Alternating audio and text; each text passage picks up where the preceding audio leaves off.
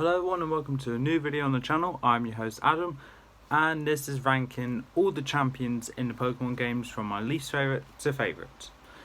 Now first of all, this is my opinion, so if your opinion is different, please leave in the comments below who your favourite champion is. And I'm ranking these champions just on the games, for the simple reason I know one of them never shown up in the anime, and one may not. But the others, I just think it's unfair to rank them from an anime perspective, as Blue won't be on there and Leon won't be on there because he hasn't appeared yet.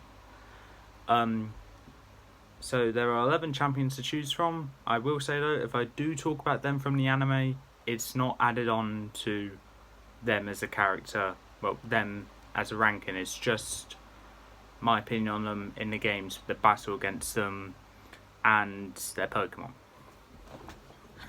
So yeah, and obviously what they do outside the league. So let's get right into this, with 11th place being Diantha. She's by far the weakest champion in the Pokemon world. No surprises why. She has a rather good team, I guess, with the two fossil Pokemon of Kalos, Mega Gardevoir, Hawlucha, Goodra, and one other Pokemon. I can't remember what it is though. Oops. Oh, I think it's probably Absol, but I don't think it is now. I'm not sure. But whatever it is, it doesn't matter. My least favourite champion. I don't care about her. Anything good to say? Not really. Appearances in the anime, she made a few appearances, none worth noticing, apart from a rather good battle with her Mega Gardevoir versus Ash Greninja, but it wasn't anything to write home about. So yeah, 10th place is Wallace. This is the only champion I did not go against in the games, but from what I saw on Let's Plays of Emerald, his team is fully water type, so two common weaknesses being grass and electric, and he's been constantly overshadowed by the previous champion of Hoenn being Steven, which I'm not surprised about. Steven is a great champion. When I eventually go against Wallace, if I find him very easy, he will be there. If I find him challenging, he may go up higher, but as of now, he's sticking in 10th place. 9th place is Alder, the champion of the Unova region during the Black and White arc and the Black and White anime. You don't go against him till the post-game, so which is a bit disappointing. I make something different and you get to battle a much better character, in my opinion, being N, but I'm pretty sure at the end of your game you're supposed to battle the champion, not finish off Team Plasma. I get which one's more important because world domination and everything, but still, I think a champion should be beaten at the end of the game instead of Team Plasma. So yeah, you had to go against him in the rematch of the Elite Four, so you had to battle the Elite Four twice just to go against Alder once, and a bit disappointing his team is, in my opinion. The Volcarona, yeah, that's good. Volcarona's good. Bouffalant, I haven't used, but I would say it's a rather good Pokemon, as in I've been hit by one quite a few times and it hits like a truck. Excelgor, kind of a weak Pokemon in my opinion. I don't remember what other Pokemon he has. I just know Excelgor, Bouffalant, and Volcarona.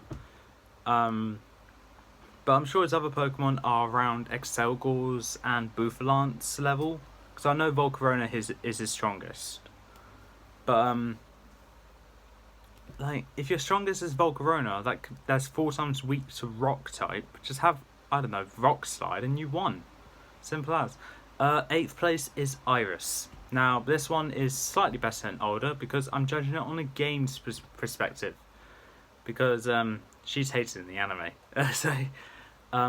But Iris as a champion, Haxorus, Druddigon and Hydreigon, all dragon types, which is the theme which is going for here is that she's a dragon type specialist. So 3 dragon types, the 3 Unova dragon types actually, if you ignore the legendaries.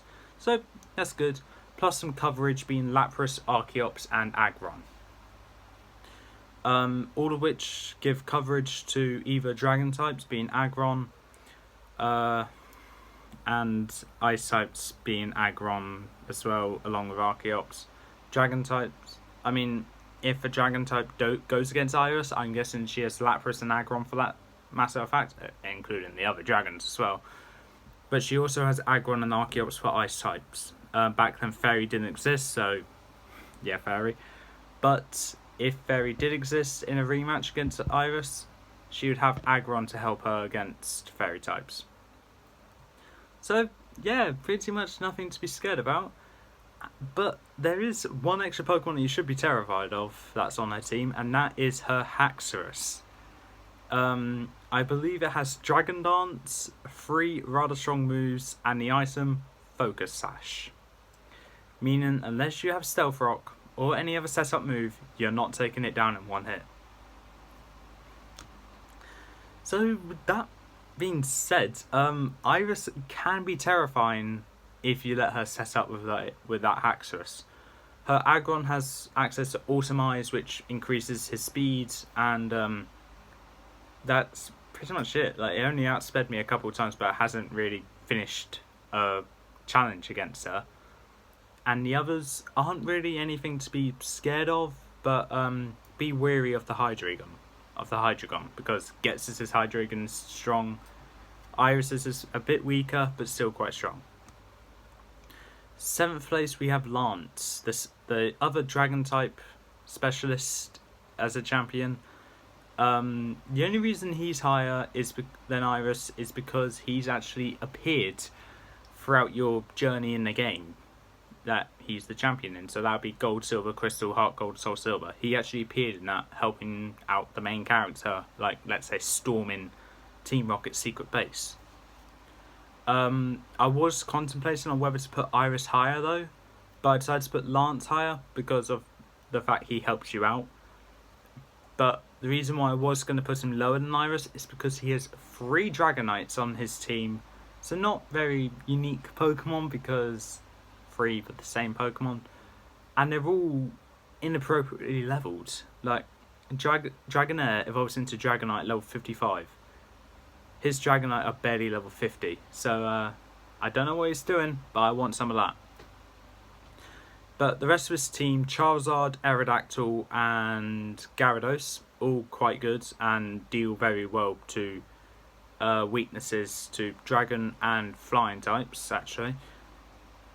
I think, as a rumour or theory, the Charizard that Lance has was actually given to him by Red as an egg, and throughout Gold's journey through Johto, Lance was raising that Charmander, which I thought to be rather good, and I would like to believe that theory.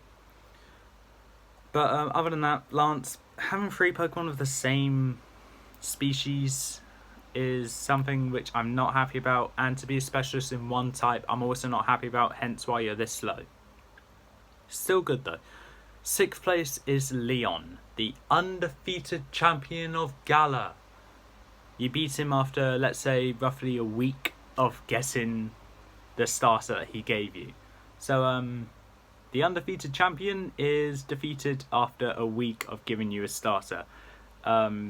Not very good for him, for his self-esteem anyway.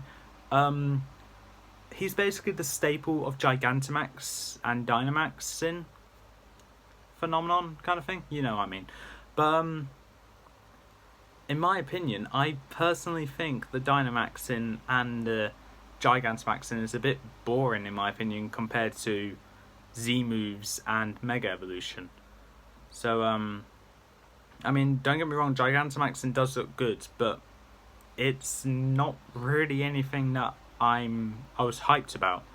I was hyped about Mega Evolution, because who wouldn't want to see their favourite Pokemon get a Mega Evolution? I do, and I did. Staple Mega Evolution, Lucario is, so yes. And then Z moves. especially personalized Z moves, like for one Pokemon. Primarina, Decidueye, Incineroar, all great Z moves. Then you got Dynamaxing. It's just your Pokemon but bigger. No, I don't want that. And to find out you need special kinds of those Pokemon. Sorry.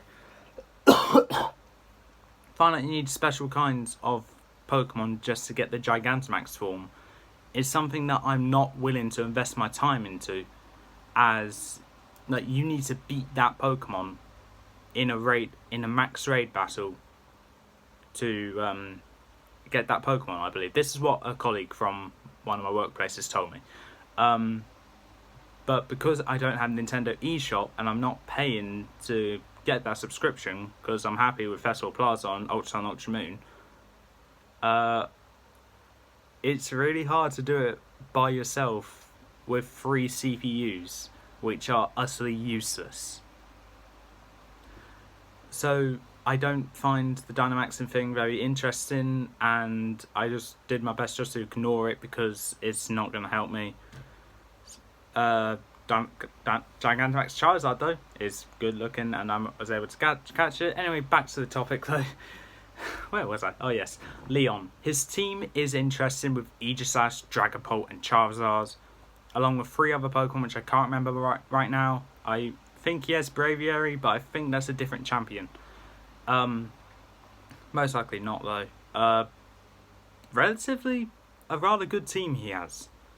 It's just the thing he's known for is Dynamaxing, and as I said, I'm not really a big fan of it, so you got a bit of a low score, but at least you got just around halfway, so it's not all bad for Leon. 5th place is How. How is the second champion rival you go against. Champion rival being the rival you go against right before you complete the game in the room of the champion's lair or chamber, whatever.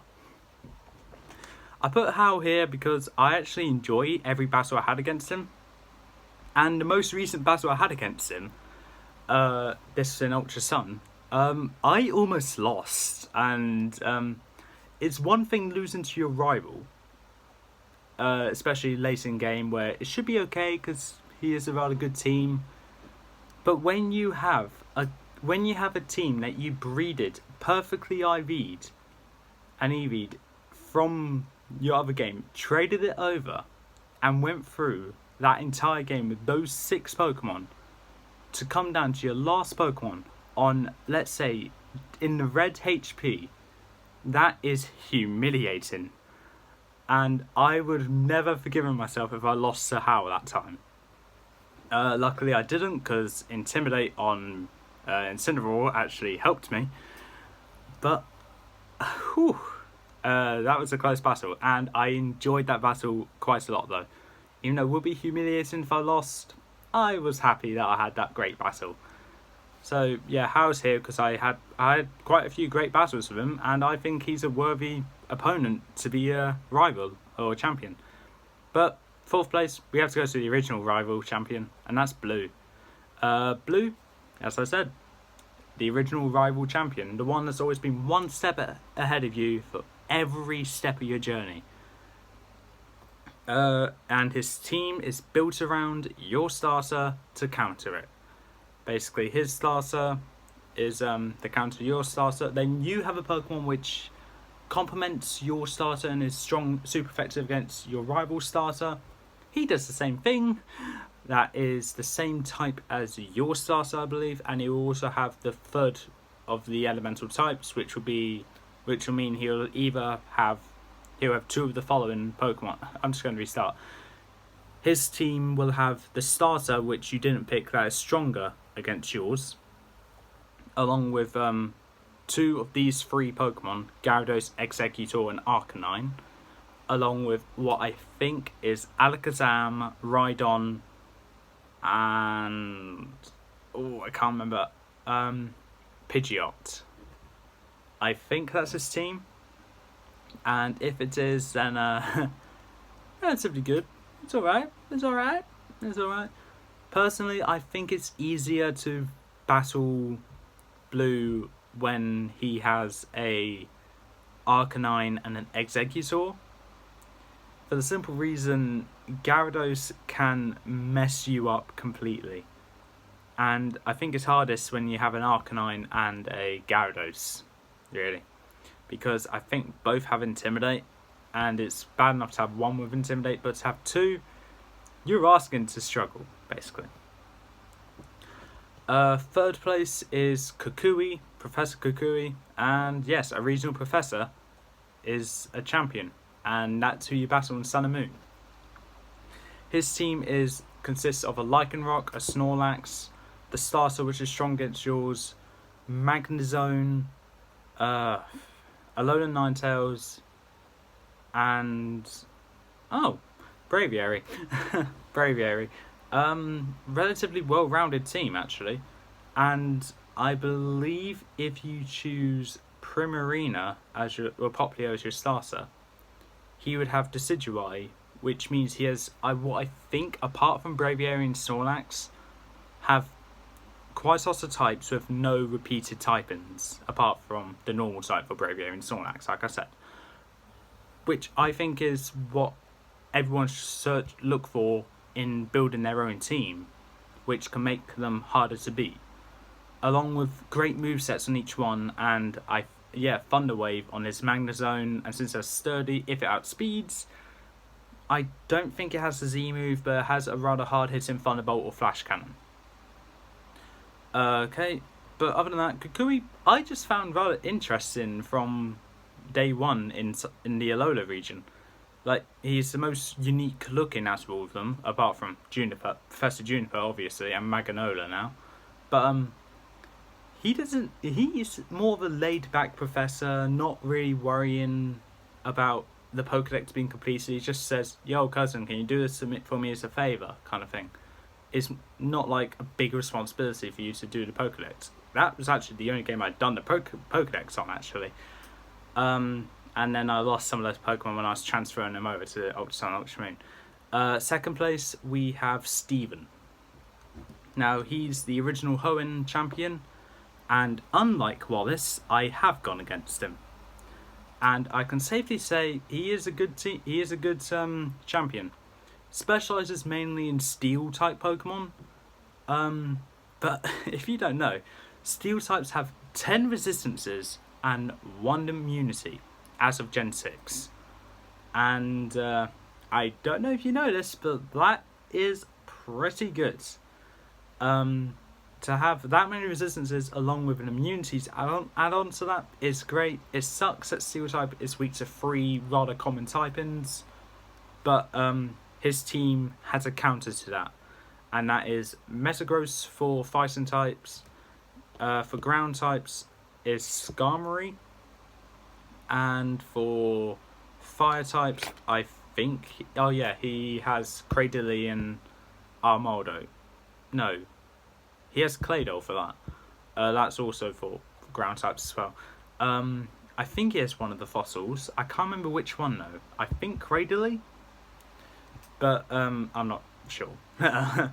But yeah, Steven, great champion in my opinion. That is part of the anime.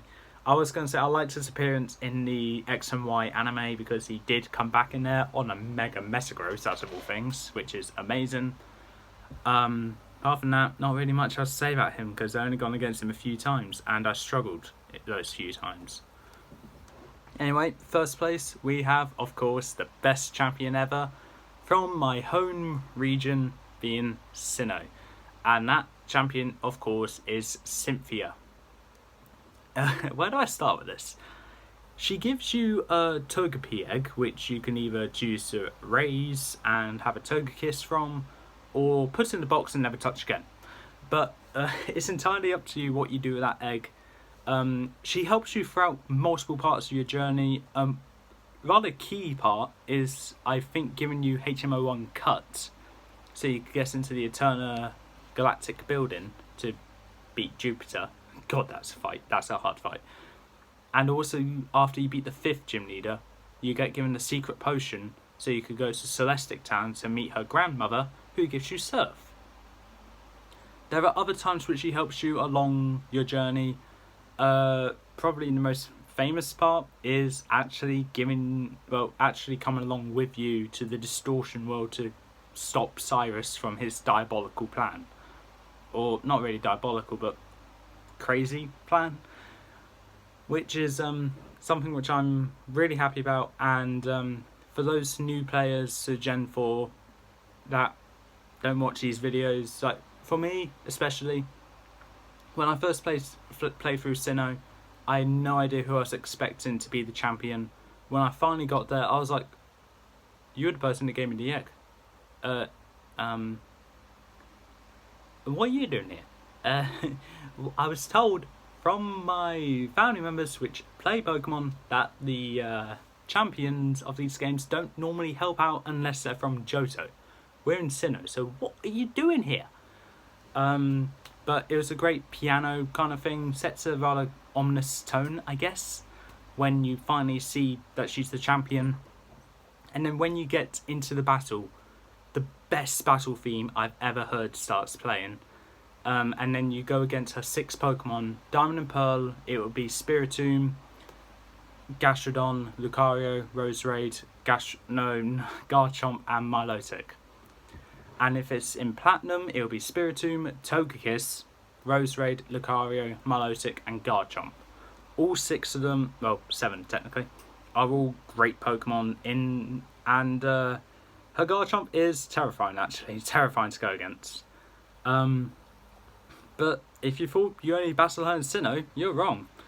In Gen 5, she's in Undella Town, which you can battle her then, where she has an Electros and another Pokemon from Univert on her team. I can't remember what it is. In the anime during Gen 5, she had a Glaceon, but not going to go into that. One more. Oh yeah, you battle her in Gen 7.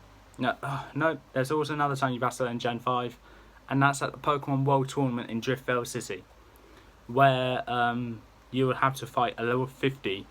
3 of her Pokemon at level 50, whilst you're at level 50. So even level caps, it can be beaten, but I've personally never done it because A, I know I won't be able to do it, and B, if I somehow do, knowing me, I'm probably going to forget to save and regress and probably hate myself. And of course in Gen 7 you battle her in, and that's in the battle tree. Like the Pokemon World Tournament, I have not attempted that. But yeah, Cynthia's that popular, she comes back in future games just so you can battle her. And is the one thing, it's one of many things I'm looking forward to during the Diamond and Pearl remakes. When they come out. I don't know when they will, but I hope they do eventually. Anyway, that's all for this time. If you like what you saw or heard, leave a like, leave a comment, don't forget to subscribe, press the notification bell down in the corner below, and I'll see you next time.